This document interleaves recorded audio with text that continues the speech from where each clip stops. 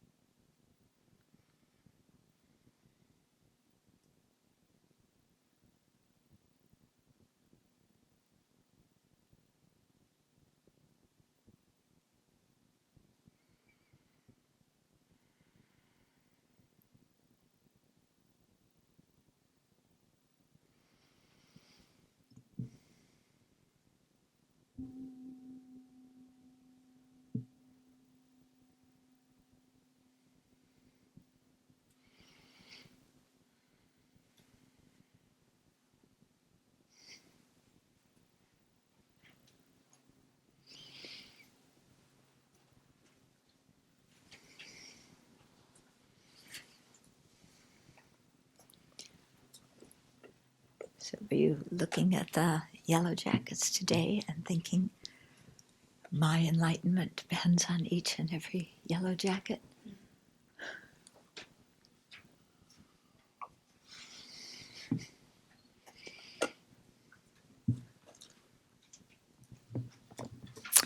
Okay, so we left off with lepers yesterday, right? And how we are kind of like lepers, you know?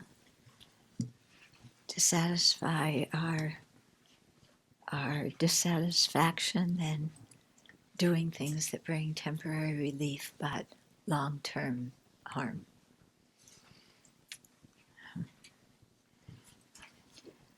Okay, so there's a verse from the Jewel Garland about that says, if bliss is to scratch an itch, what greater bliss is no itch at all? So too the worldly desirous finds some bliss, but greatest is the bliss with no desire. Yeah. So when we have a lot of attachment and desire, we're seeking, getting. Sometimes we satisfy that. It seems like happiness, but the actual best bliss is not having that craving and clinging to start with, isn't it?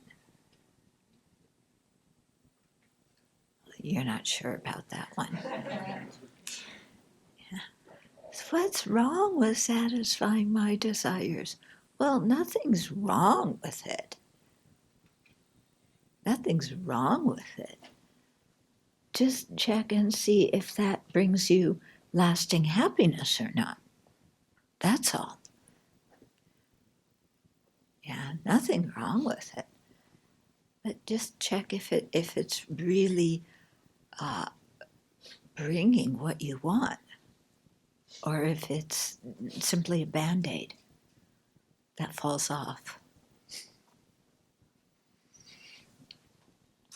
Okay. So there's it's going into, according to this outline, which I'm not sure about, it seems like there's a bunch of different outlines that different masters have made for this text. And I'd like to see a different outline, because this one has, we're still developing concentration. So we talked about how to eliminate all this attachment. And now it's moving into, something about eliminating distraction by the 8 worldly concerns. But it's starting off talking about, a little bit about wisdom and the necessity for wisdom. And then it gets back to the 8 worldly concerns quite specifically. Yeah. So I'm curious about how other teachers have seen this text and how they make up the outline. Anyway, Verse 27. In order that you see the ultimate, it should say ultimate, not absolute. Okay, please change that. We just typed it as it was here without, changing the vocabulary. And absolute, as an absolute truth, is really a bad translation because that makes it sound like the nature of phenomena is some kind of absolute independent something that is existing, in some other realm or some other dimension. And it's not, okay? The ultimate mode of existence, meaning the final way that things actually exist, is right here in us, in the objects around us right now. We just can't see it. It's not some other faraway universe that we have to get to. Okay, so that's why I don't like the translation of absolute. Yeah, it's ultimate. Ultimate meaning final. It's the final mode of existence after you peel away all the false modes. Okay, so in order that you see the ultimate, get used to truly understanding things. No other practice is there such as this, possessed of special virtues such as these. And so what it's saying is that if we can see the ultimate nature of phenomena, if we can know the ultimate truth, then we're not deceived by how things appear to us. Yeah, because things do not appear to exist in the way they actually exist. They appear in a false way, meaning that they appear to have some kind of independent essence of their own, that is separate from causes and conditions and parts, and especially separate from our mind. Whereas in fact, everything exists dependent on, impermanent things depend on causes and conditions. Everything depends on its parts and also on the mind that conceives and designates it. Yeah. So things are dependent, and this ultimate mode of existence is also dependent. Yeah. It's not absolute independent. It is dependent. What does it depend on? Well, it depends on the things that it is the ultimate nature of. Okay, so we talk about, for example, the selflessness of persons. That depends on the persons. The selflessness phenomena depends on phenomena. Okay, so emptiness also is something that's dependent on other things. Yeah? And all these things are dependent on the mind. Yeah, we can't really find anything that's independent of the mind. How could you find anything that's independent of the mind? Because as soon as the mind cognizes it, it is dependent on the mind. How can we know something without perceiving it? And as soon as we perceive it, it's, dependent on our mind. So, is there sound? The whole thing when the tree falls in the forest and nobody's around. Yeah. So how are you going to find out? Well, somebody says, put a tape recorder. Yeah. But then when you listen to the sound of the tape recorder, it's relating to your mind too, isn't it? Okay. So this verse is really praising that kind of wisdom that knows the ultimate mode of existence. Okay. Which is that things are empty of having their own nature that makes them what they are. Even though the way they appear to us, they appear to have their own nature. Yeah. They appear to exist independent of everything else. Yeah. When you think of yourself, don't you think of there's an independent person there? Me. Do you think I exist because causes and conditions for me exist? No. Forget causes and conditions. I'm here. Even you take the causes and conditions away, that doesn't matter. And I'm here. That's what we feel inside, isn't it? Okay, so we feel like there's some kind of independent person there. Yeah. And yet, when we think about it, isn't it true that we're only here because the causes and conditions for us came about? And if there were different causes and conditions, there would be a different person.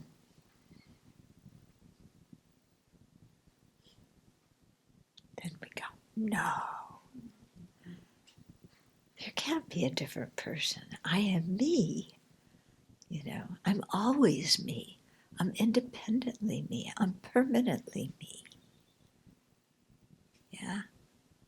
Maybe there's a soul or a self. There's some core that's really the essence of me-ness. Really my essence. Well, great. Tell me what it is. If you feel that there's some core thing that is you, what is it? Identify it. Draw a line around it. Isolate it. What is it? Yeah? What is it?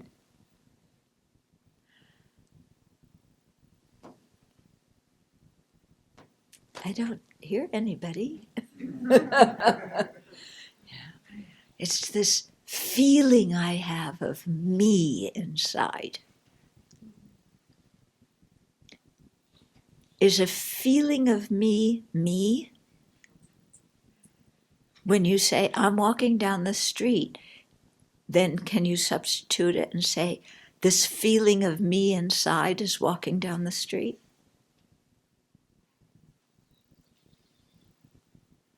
Or I'm thinking, this feeling of me is thinking. See if you can find something that's really your core essence, that doesn't depend on anything else.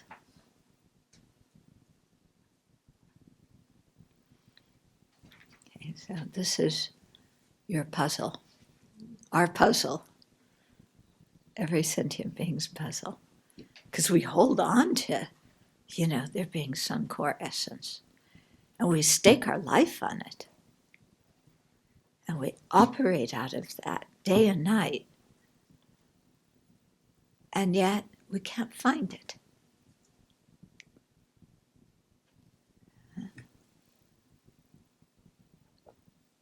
Yeah. It's like that pot of gold at the end of the rainbow. You're sure it's there. You base your life on that pot of gold. You run around looking for it, and you can never find it, and nobody you know can ever find it. But you don't want to think maybe it's just made up. Because we've built our whole life around that. So it is with the sense of self.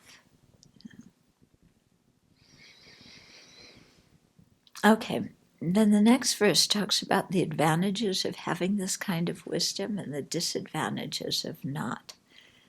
Here we come to breeding again. I don't know. I keep on thinking of breeding cattle. Maybe, do you think it means social status? Or family? Yeah, maybe family. Yeah. Is that a big thing, do you think, to people now? The family you come from? Depends on what family you came from.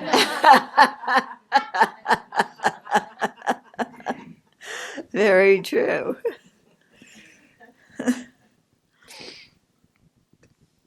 To those possessed of breeding, learning, handsome looks, who have no wisdom, neither discipline, you need not bow. But to those who do have these two qualities, meaning wisdom and discipline, though lacking other virtues, you should revere. Okay, so this is talking about how do you gain wisdom? You have to rely on the wise. So this gets into actually a whole discussion about the spiritual mentor. Yeah. I mean, if we have the Buddha, Dharma, and Sangha as our refuge, and we rely on them for wisdom, okay? But then, who do we rely on to teach us the Dharma and to guide us in a human way? So do we look for family, status, social status? Is that a criteria of who we look for what we look for in a spiritual mentor? You know, how about learning? Somebody who's very learned, memorized a lot, knows all the categories, all the definitions. What about somebody who's very physically attractive? Oh, they must have practiced the Dharma in the past because they have such good appearance now. Yeah. And they say you want to have a good appearance so that people are attracted to you so you can benefit them. So this person must have really practiced well. Yeah. Is that a criteria for who you follow? How about charisma? Somebody who's very charismatic. Yeah. Great sense of humor, really, yeah, somebody who's charismatic. Is that a quality that you look for in a spiritual teacher? Yeah. We need to think, because sometimes what we say intellectually we look for and don't look for. On a gut level, it's what we look for. Yeah. I want a teacher who's good looking, who sits on a high seat, who has a lot of titles, and who has a big retinue of important people. That sounds good, doesn't it? Yeah, doesn't that sound good? Is that what we base, choosing spiritual mentors on?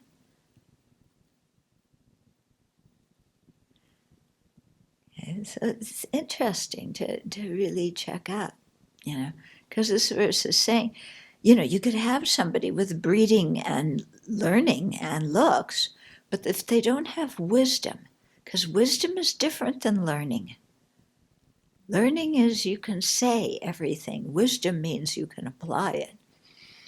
But if somebody doesn't have wisdom and they don't have ethical conduct, then, do you think those are important qualities to look for in a spiritual teacher? Or would you rather have learning, somebody who can answer all your questions, but maybe not somebody who really practices it and integrates it? An ethical conduct? Or do you think those people are just uptight? Yeah, can't do this, can't do that.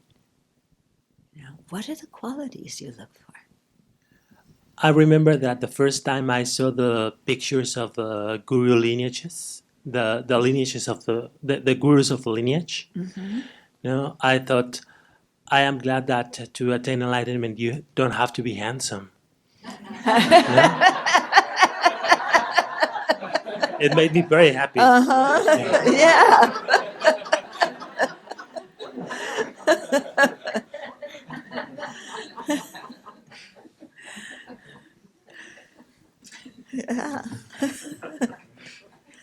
Yeah. So this whole topic is really quite important. Just a few days ago, I got word of yet another spiritual teacher who's been accused of sexual abuse. And the whole organization, apparently, there's a lot of sexual abuse and sexual harassment going on in it that nobody's dealing with. Yeah. So, what makes that happen? What are people looking for in spiritual mentors? How do they treat their spiritual mentors? How do they look at a Dharma organization? Yeah. So I think this is quite important. Because on one hand, definitely, the teachers are responsible for their own ethical conduct. But the students can encourage the teacher in one way or another. Yeah. And I've seen sometimes students out of this infatuation with, there's a high lama, let's take him to the shopping center. Because offering him all sorts of things I create so much merit.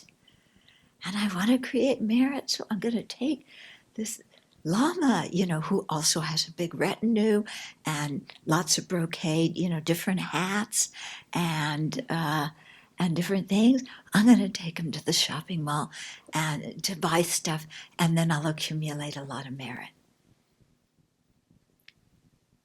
And then what effect does that have? Yeah.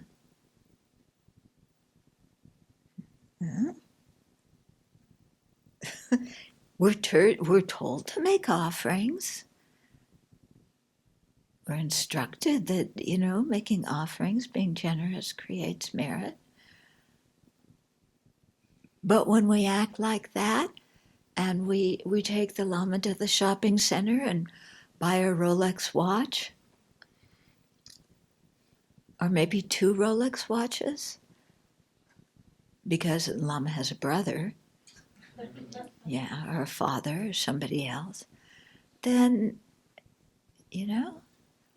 is our mind really one of generosity? Or is our mind one of, we want to be recognized as important, as an important disciple of an important person? Yeah? Just asking us to check our mind. Yeah? If you have a teacher who's a layperson who's drinking, do you offer them booze? Or do you ever ask them about why they don't keep the 5 lay precepts? Once, many years ago, when I lived in Seattle, there was one teacher who apparently they found he had passed out drunk and was lying on the sidewalk. I don't know if any of you remember that or not. And there was one person who was coming to where I was teaching and also going to this person's group. And she was the one who told me about it.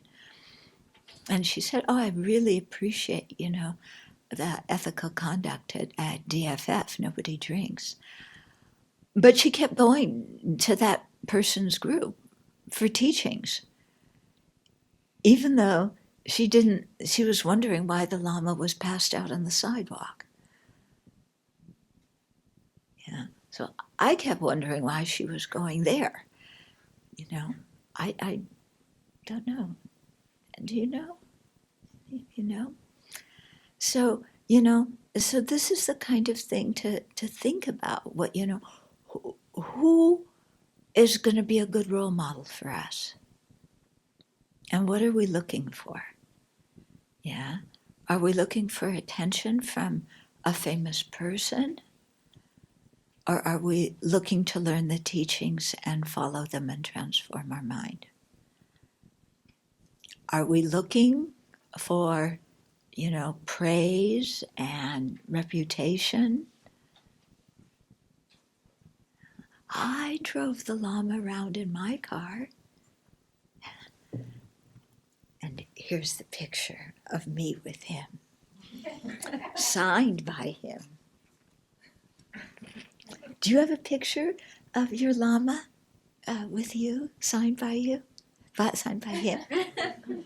Do you have that? Oh, I'm so sorry you don't. Yeah, I love this picture. Yeah, I have 3 or 4 different pictures from different times that I've had taken with the Lama. Because I drive him in my Mercedes a lot. I drive him in my Volkswagen a lot. Yeah. It's a big Volkswagen. Yeah. What actually are we looking for? Hmm? Hmm? Yeah? Isn't that the 8 worldly concerns? Yeah. So, His Holiness Dalai Lama, because people write him with all these scandals, and, what can he say? He says, I teach people the Dharma. If they don't listen when I teach the Dharma, they're not going to listen if I write them a letter and tell them to act differently. So before I came here, I was just at another Dharma center in California. And it was interesting because one of the teachers had said that the reason why I do drink occasionally is so that I can be more accessible to the students. I've heard that so many times from Buddhists. I mean, forget lamas, but from the students too. Yeah.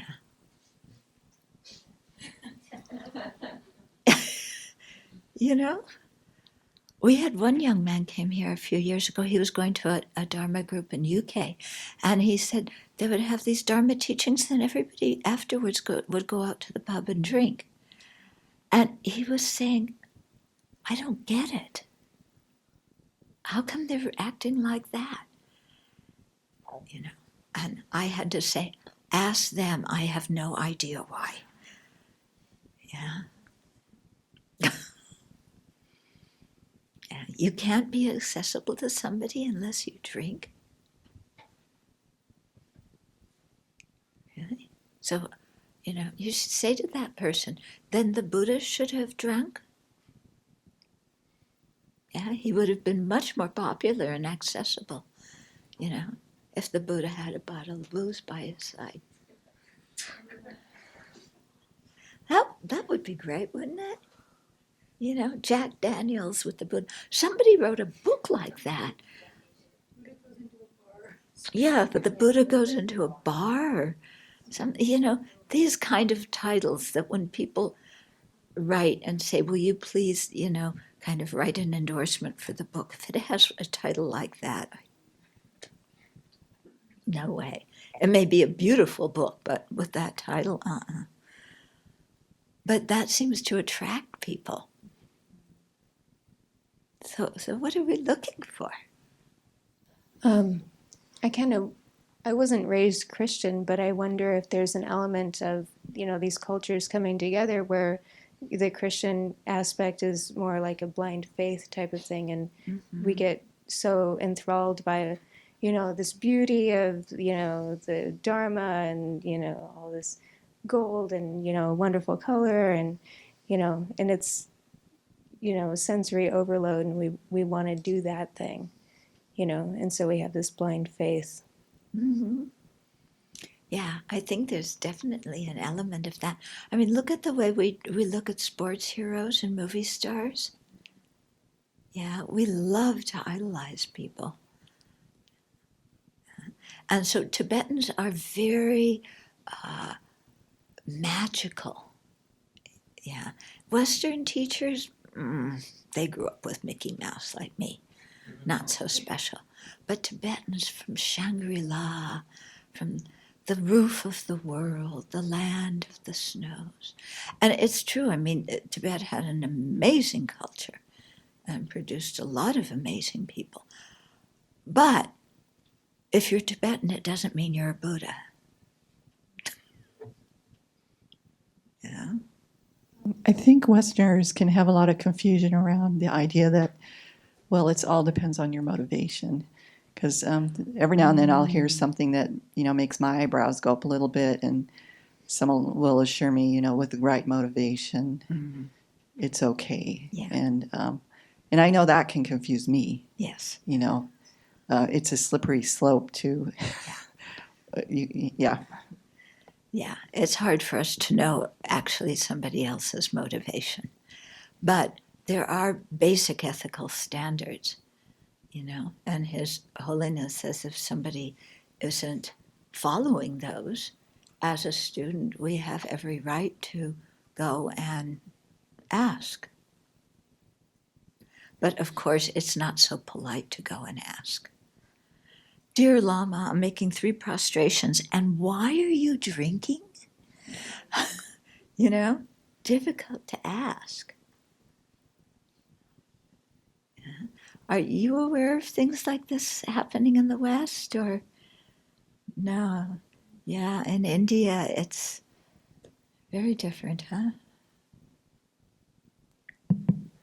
In my life, I never saw teacher like this, drinking. But I heard a lot, especially some people thinking practicing the tantra, especially tantra.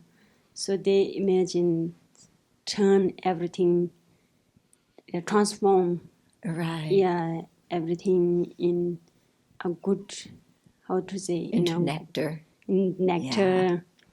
But His Holiness also mentioned the student really need to check the teacher before you bow him, before you follow him. So it's so important, I think. So before you follow him, didn't check any the attitude or his background, and then later on you blaming, scold, then it's create really bad karma. Yeah. Whether we don't understand what is his value and what practice he have. Some teacher really have a good high practitioner, and some don't have. So it's very hard to make, how to say, To differentiate. differentiate which one is practitioner or which one It's not. just making something, So I think it's best is before we follow the teacher, we really need to think again. Yeah. So His Holiness also, I think in many his teaching, he mentioned before before you follow the teacher, you need to check or study about the teacher. What is the background? I think background is so important, and also the attitude. Yeah. Yeah. So, and also, I think in Tibet also growing like this. Some teacher. There's some drinking- fake teachers in Yeah, Tibet some as teacher. well. Yeah, drinking and how to say, smoking? Smoking. Yeah, drinking, smoking, and take wife. When I heard like this, it make me a little, how to say, Yeah. ooh, Gives you the creeps. what's going on? So, and also, my room, one of my friend from Bhutan. So in Bhutan, like this is like usual. She told me. The monks and nuns, the most of monks drinking, but it's become like usual. She told me. Then I told her, please, you really need to change how to say. Yeah. Yeah, I heard also from become like culture. Socially acceptable. Yeah, socially acceptable. Then, is it really not good? Yeah. And then that is degeneration, isn't it? Yeah. So, just to answer your question, why we go, for me, my first teacher, I didn't know any better. Yeah. And my first teacher didn't talk about the qualities of a spiritual mentor. Yeah. And it took me about a year to feel like something wasn't quite right and continue to, look other places. And then I was able to figure out that, things weren't proper, and I was able to then move along. But for me, kind of being new to the Dharma, I had no idea Yeah. what they should or shouldn't do other than what he was teaching at our classes. Yeah, and His Holiness attributes a lot of what's happening in the West simply because Buddhism is new here and the students don't know what to look for. Yeah.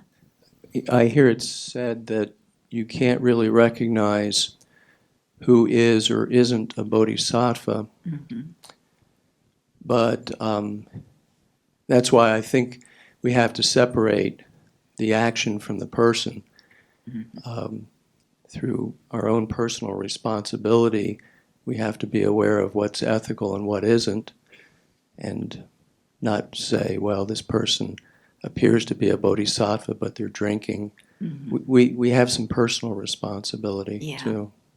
Yeah, that thing of you don't know who's a bodhisattva and who isn't, or the thing in Tantra, see everybody like a deity. We have to understand the purpose of those. The purpose is to prevent our criticism and nitpicking factory from working overtime. It's said to do that so that to prevent our own mind from getting super critical and caught in negativity. It doesn't mean that everybody is a deity or everybody's a bodhisattva. And it does mean we can still differentiate it. So you said the action from the person and say that action doesn't look right. I'm not judging the person, but that action, is counter to the general Buddhist ethical conduct. So what I was going to say is, I think, Venerable, you just had mentioned this, is that you said, well, not the nuns. And I feel that I just think we're in a really fortunate time because there seems to be some incredible bhikshunis that are coming up and finding their voice, and more and more nuns are starting to that Sakyadhita, just seeing all of the nuns there from all over and finding their voices and finding voices from their cultures and speaking, and there seems to be this incredible change that seems to be happening, and it's wonderful. So, Have you been to Sakyadhita? Sakyadhita, it's an international Buddhist women's organization.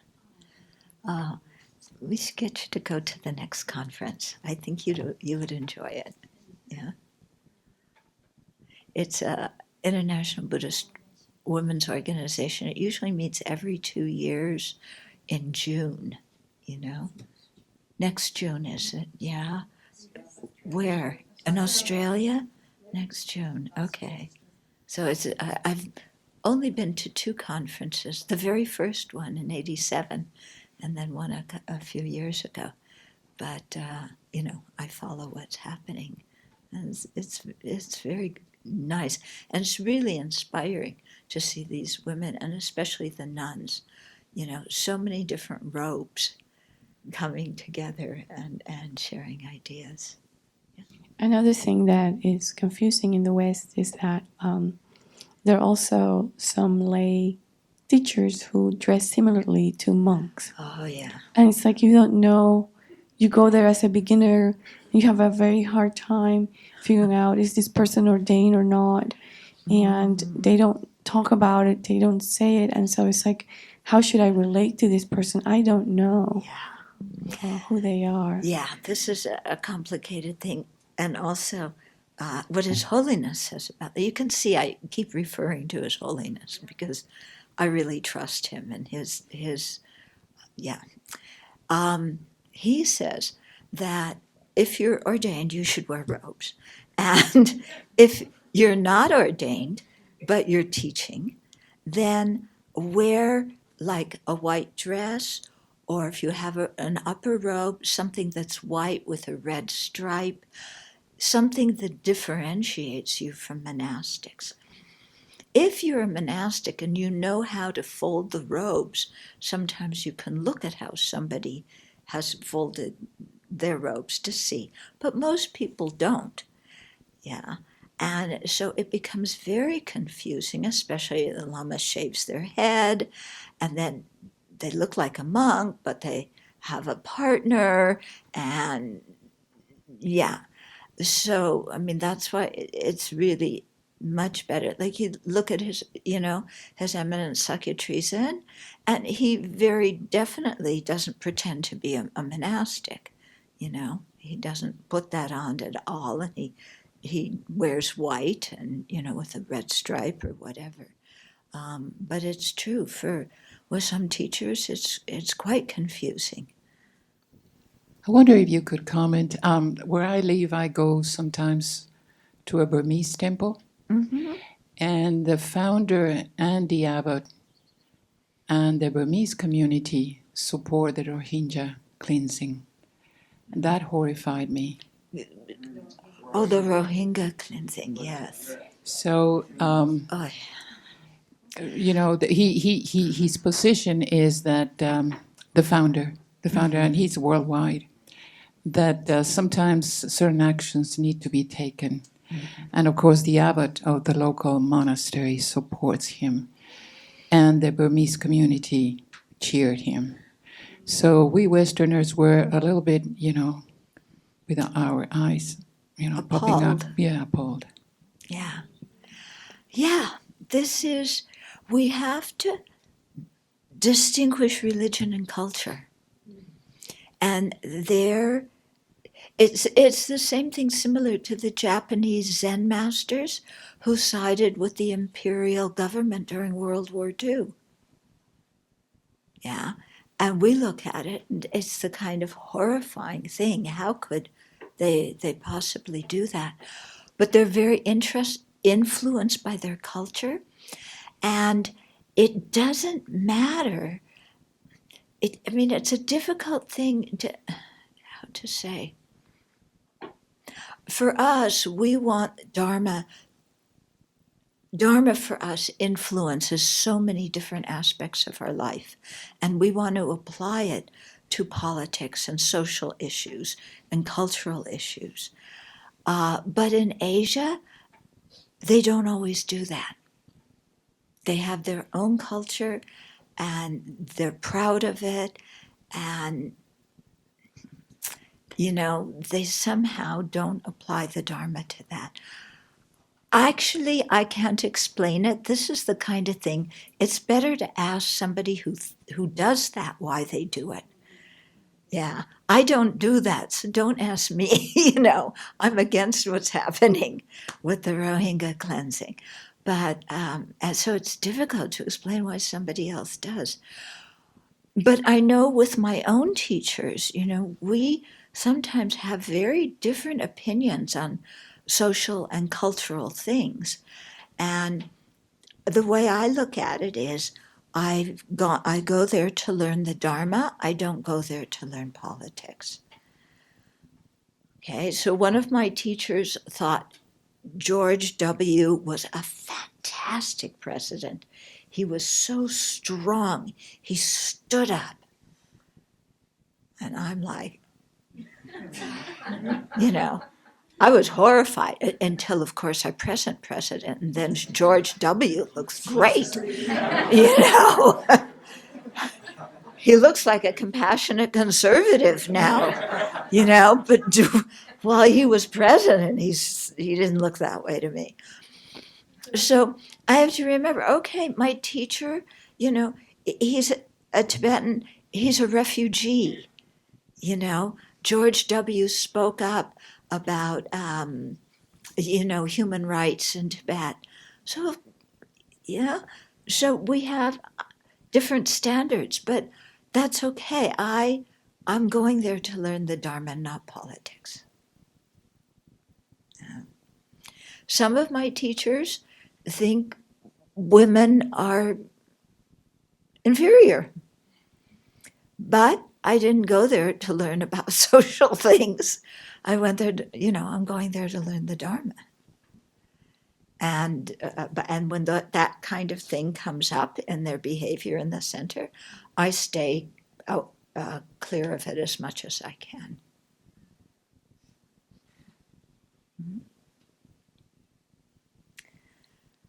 Yeah. Very interesting, isn't it? So at Emory, we have one Tibetan Buddhist club, not Tibetan, all Buddhist club every Thursday. So at that time, yeah, many students and teachers asking me a question like this: why the monastic killing the Muslim in Burma? Burma, yeah.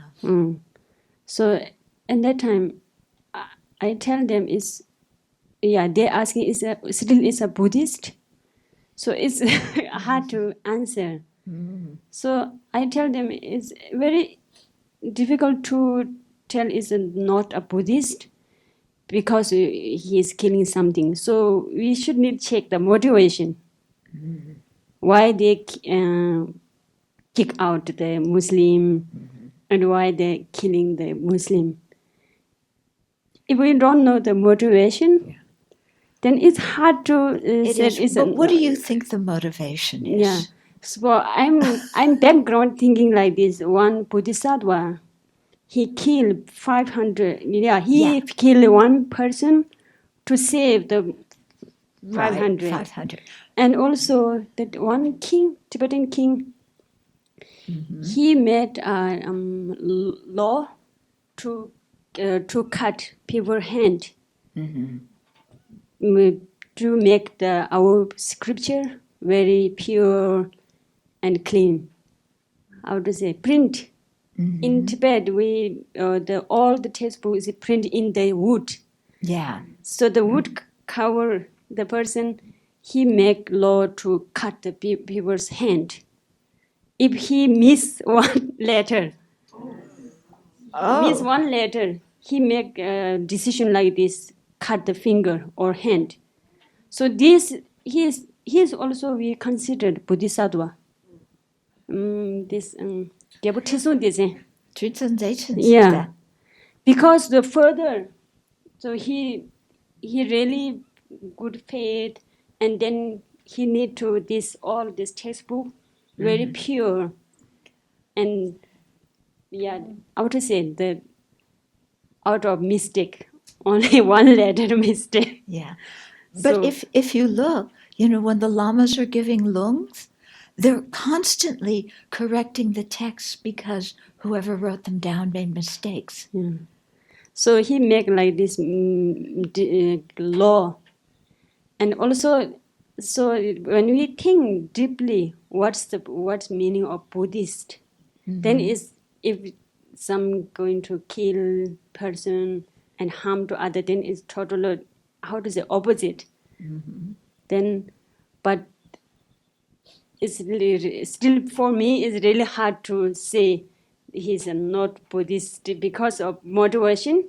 If they are thinking further benefit of long term to survive the Buddhism for the benefit of more sentient beings and more people, then how to say is it a good virtue or not? Yeah, but you see, many people, that story, there's a story about one bodhisattva who was on a merchant ship with 500 other merchants, and one of the merchants was going to kill the other 499 and abscond with all the wealth. So the bodhisattva, to save the 499 lives, killed that one person. So that story is always told. Now, the problem with that story is this person was a bodhisattva. And this person was willing to accept the karmic result of murdering 499 people. He was willing to accept going to the hell realms for that, if his karma should ripen in that way. Although some people say because he did it with bodhicitta, he wasn't in the hell realms for long or whatever. But regardless, he was willing to be in the hell realms for eons to do this out of compassion for others. Now, how many people like that do you imagine there are on this planet? And when you see a whole group of people, as in Burma, acting in that way, yeah, it becomes a bit difficult to say they're all bodhisattvas and what they're doing is bodhisattva action. Because what you start then saying is everything anybody does is a bodhisattva action. Yeah? So that means, that means what Mao Zedong did. Killing Tibetans, destroying Buddhism in Tibet was a bodhisattva action. I don't think many Tibetans are going to say that. Okay? So the problem with this kind of story is that it's often people use it as an excuse, saying, I have compassion. I'm going to beat the child for their own benefit out of compassion, even though it hurts me so much to beat them. Does this smack of something that you've heard before? Hold on.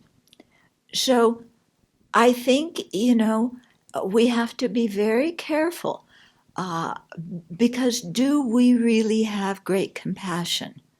Or are we basically using the Dharma as an excuse to cover up our vengefulness or our bad motivations?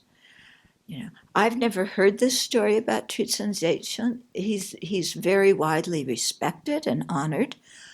But I wonder, is there another way besides cutting off somebody's hand to encourage people to take care when they write scriptures? Is there another way to do it besides that? Okay, so that's why, I think we really have to think about some of these stories. We hear the story of Naropa and Marpa, yeah, and Naropa was Marpa's disciple, and they were standing on top of a cliff one time, and Talopa said to Naropa, it's Talopa and Naropa. So Talopa said to Naropa, if I had a real disciple, he would jump off this cliff right now. So Naropa jumped off the cliff, crashed down at the bottom, broke every bone in his body. And Talopa healed him, so he wasn't permanently injured. So His Holiness says, if your teacher has the abilities of Talopa, and you have the abilities of Naropa, who was a great scholar and a great practitioner, then that kind of behavior makes sense. But if your teacher doesn't have the qualities of Talopa, and if you look inside and you don't compare to Naropa, then be careful. Okay? Because this kind of way of thinking that everything somebody does is perfect, His Holiness says is poison for the minds of people who are naive, like most of us. Yeah. So, anyway, think carefully and think, develop your own ideas about things. You can see I don't follow the party line on everything. I would find it very difficult. I think people may have been quite confused if you say to them, maybe all the Burmese are bodhisattvas and they're doing this with a good motivation. Then you have to ask, Well, if they really want the Rohingya to leave, and they think for the long existence of the Dharma, it would be better for the Rohingya to leave, then why don't they use some of the wealth and build beautiful accommodations in another country and pay for the airfare for the Rohingya to relocate there? Why don't they do it that way? Why do they have to murder and rape people if it's really for the longevity of the Buddha's teachings? So, just my opinion. I'm not saying I'm right, but this is how I look at it. Another aspect of that situation, Venerable, is that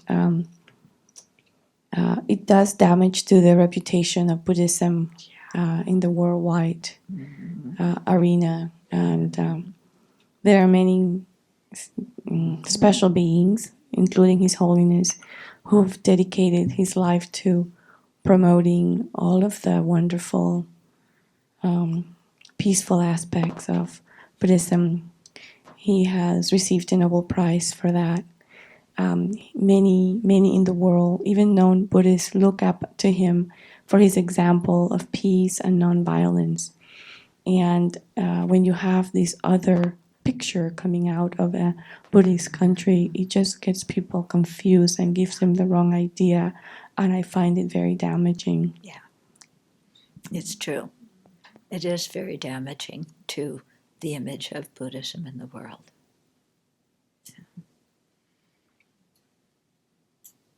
And what can we say except all Buddhists are not Buddhas? In the same way that all Christians are not Christ. You know, we have to own up to that. In Riga last year, His Holiness said, this topic came up briefly, just said that if you would give an advice to the leaders in Burma to bring the Buddha to mind. To bring the Buddha to mind, yeah, for sure. Yeah, you can't imagine the Buddha doing something like that. Yeah. Okay, we have 5 minutes left. And we've done 2 verses.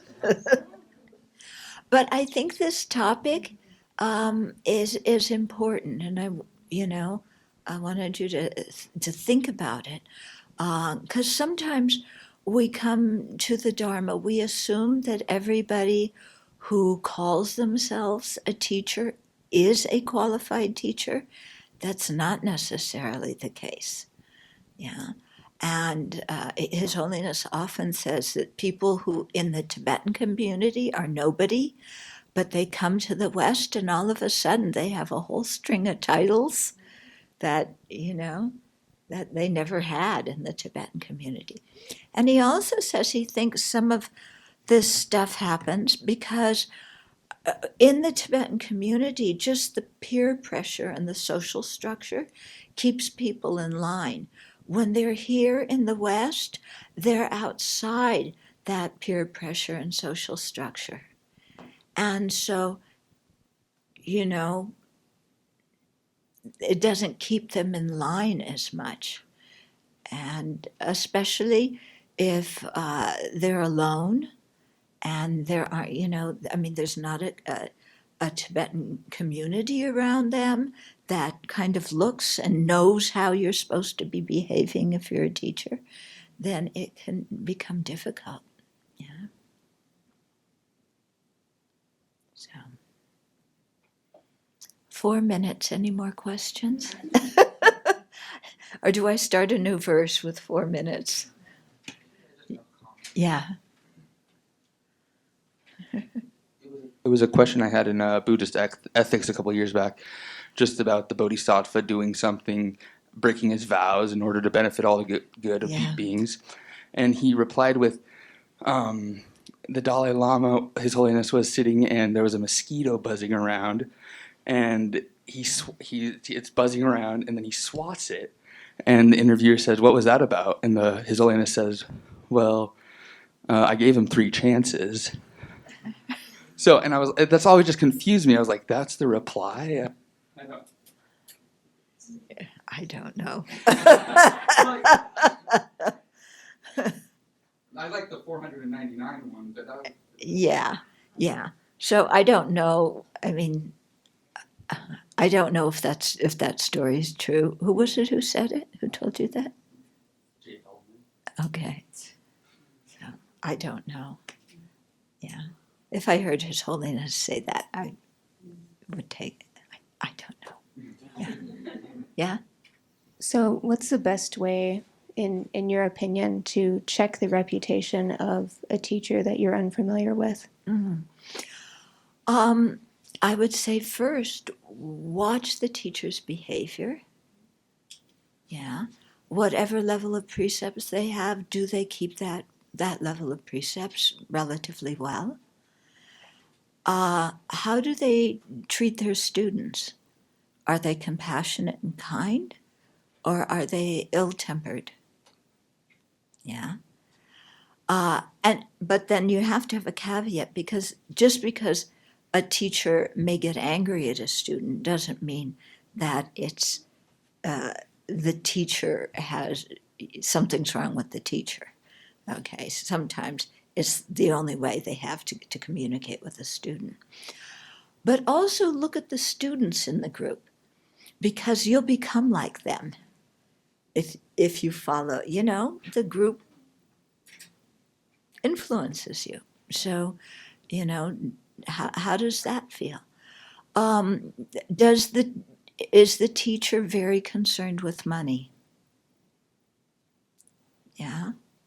How do they treat people who don't have money, who are disabled?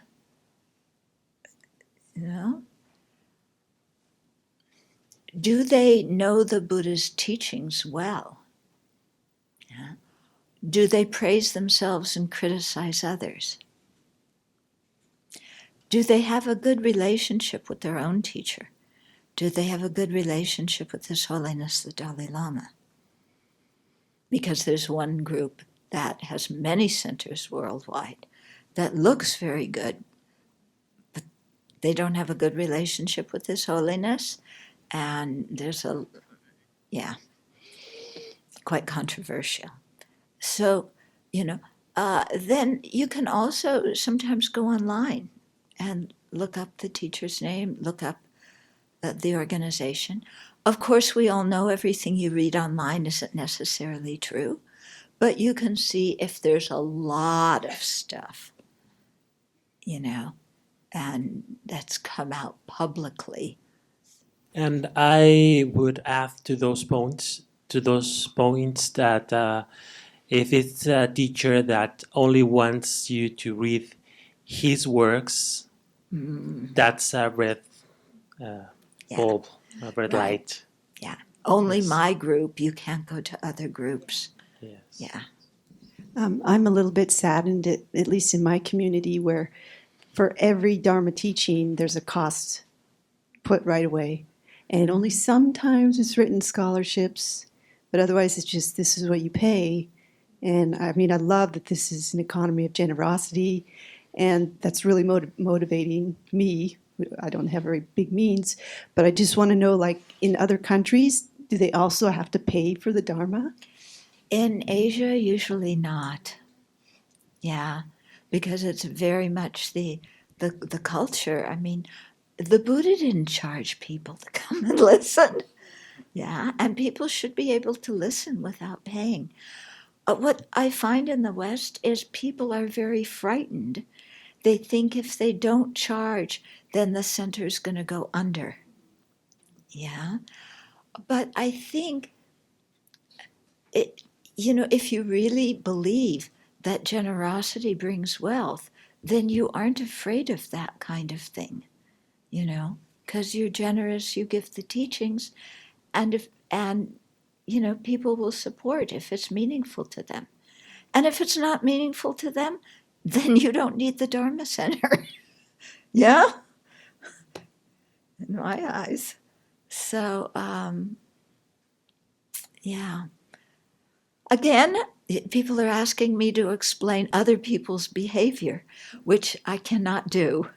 Yeah, it's really better. Ask those people why they charge. Yeah, but in Europe, most of the centers charge. We ask them not to. We ask them to do it on donation basis. We get different responses from the center. Yeah, but in Asia, no, generally, yeah. Quick comment, but the center, one of the centers I was going to in New Zealand, they was quite strict that we will not charge for the Dharma, which is fabulous. Oh, that's very good. However, the center is often under financial difficulty, and we're trying to raise a lot of funds to replace, because it's a historic house where the center is, they're trying to replace the roof, and I suggested, how about we donate to this other center that burnt down, they were trying to rebuild somewhere else. Now we could just make a small donation, economy of generosity, it'll come back to us. And it was shut down very quickly. There was this fear of if we give, we're not going to receive. And it was quite confusing. And it's like, well, we don't have much now because karmically, if you look, why? But that fear. Yeah, it's fear. Yeah, and also people are afraid not only that they'll be shut down, but they're afraid that Westerners won't value it if it's free. That Westerners will only value the Dharma if it's charged. But I don't agree with that one either. Yeah. And it is an education process. You definitely have to educate people about the economy of generosity. But if you do, they get it and they see the beauty in it. Another red flag for me was how many students has the teacher had for a long period of time? Or does everyone seem to only have been there for a year or two, even though the teacher's been teaching for 15 years? And that was a red flag for me as well.